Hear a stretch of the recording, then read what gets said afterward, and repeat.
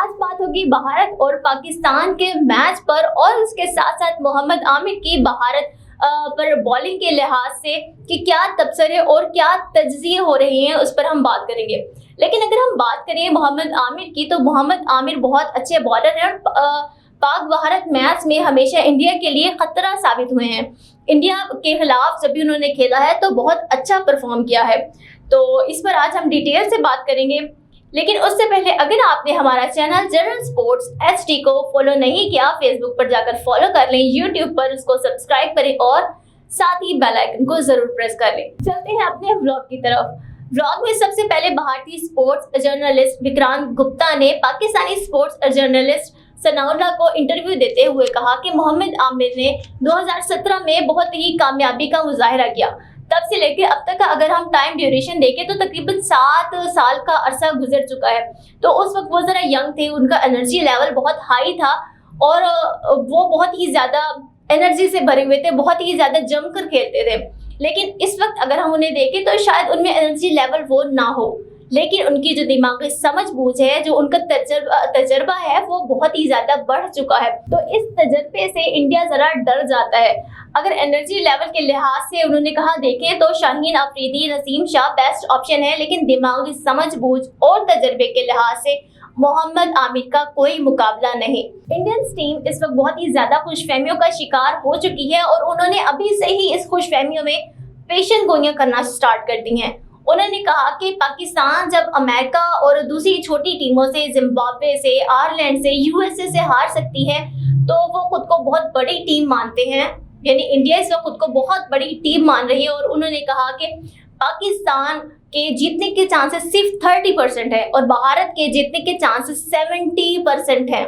यानी कि वो इतनी ज्यादा खुशफहमियों का शिकार है और वो इस वजह से भी हैं कि जब पाकिस्तान अमेरिका से मैच हारा तो उसके बाद वो खुद ही बौखलाहट का शिकार हो गए। टीम में आपस में धड़े बन गए थे और जितनी भी पोजीशंस थी वो मोहम्मद आमिर और बाकी तमाम खिलाड़ियों की वो चेंज हो गई थी। लेकिन बाद में जब चीजें जरा सॉर्ट आउट हुई तो तमाम पोजीशंस वापस उसी पोजीशन में आ गई जिस तरह से पहले थी।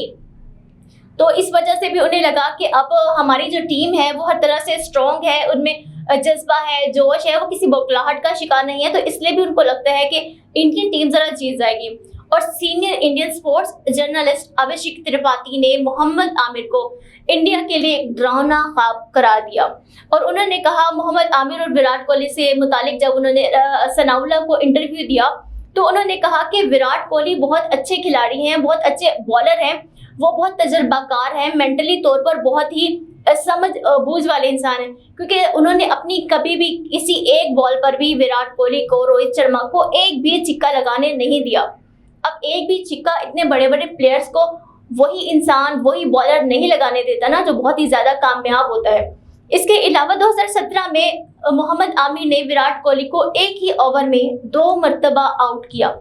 तो अमेरिका से ये जितना भी हार जाए, यानी कि पाकिस्तान, मोहम्मद आमिर, ये सब अगर हम एक साइड पर रख दें, मोहम्मद आमिर जब भी पाक भारत मैच का सामना हुआ तो उन्होंने हमेशा ही इंडिया को हरा दिया।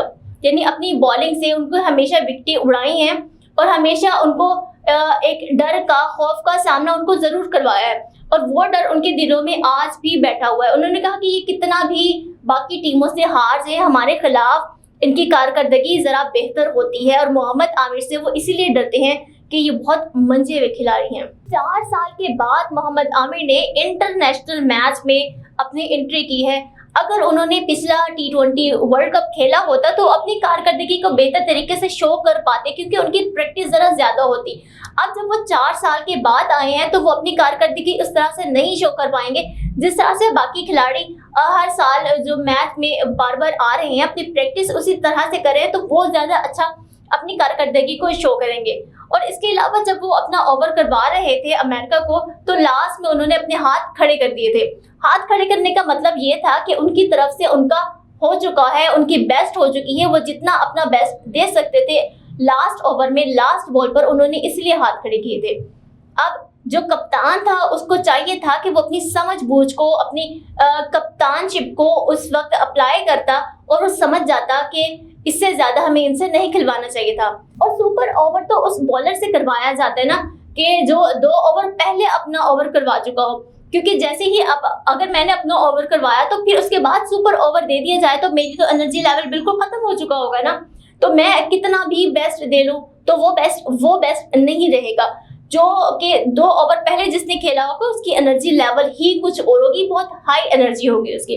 तो चाहिए था कि उस वक्त जरा बेस्ट डिसीजन लिए जाते तो चीजें जरा बेहतर हो सकती थी। अब ये भी कहा जा रहा है कि पाकिस्तान और भारत के दरमियान इस मैच की जो पिच है उसको दुरुस्त किया जाएगा, क्योंकि ये जो पिच है ये बहुत ही ज्यादा रफ पिच है, बहुत ही ज्यादा अप्स एंड डाउन्स है। जितनी भी मतलब इस पर बॉल करवाई जाए वो जरा खराब ही जा रही है। तो कहा जा रहा है कि ये पिच जरा सही की जाएगी और ये भी मुमकिन है कि इस पिच को तब्दील किया जाए कि पाकिस्तान और भारत का मैच एक नई पिच पर हो, इस पिच पर ना हो। तो जब पिच नई होगी, हालात और वाकयात चेंज होंगे, तो कबल इस वक्त हम कुछ भी नहीं कह सकते कि कौन से टीम अपना बेहतर देगी। हो सकता है और इंशाल्लाह पाकिस्तान अपना बेहतर दे। तो क्योंकि ये एक ऐसा मैच है जिस पर तमाम लोगों की नजरें होती हैं। वो लोग जिन्होंने कभी मैच देखा नहीं होता, जिनको मैच की कोई समझ बूझ नहीं होती, वो सब इस मैच के बारे में बहुत ही ज्यादा अलर्ट होते हैं, बहुत ही ज्यादा क्यूरियस होते हैं कि कौन जीत रहा है, कौन हार रहा है, क्या चल रहा है। इस मैच की तमाम अपडेट्स वो भी साथ साथ जान रहे होते हैं और इस मैच को सिर्फ हजारों नहीं, लाखों नहीं, बल्कि अरबों लोग देखते हैं। तो इस मैच के लिए बहुत ही ज्यादा चीजें चेंज की जा रही हैं, पिच को चेंज किया जा रहा है, सिक्योरिटी बहुत ज्यादा अलर्ट है, इसके अलावा स्नाइपर्स और हर चीज का मतलब जितना भी ख्याल रखा जा सकता है वो रखा जा रहा है। और पाकिस्तान के लिए ये मैच जीतना बहुत ही जरूरी है।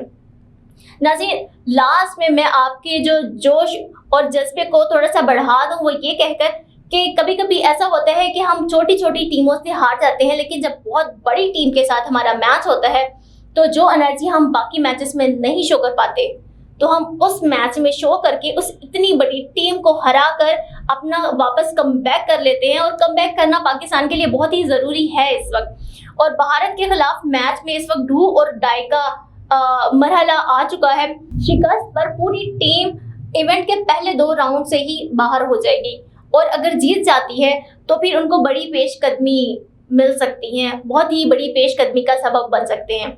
तो हमारी दुआएं हैं, नेक तमन्नाएं हैं कि पाकिस्तान इंडिया से जीत जाए।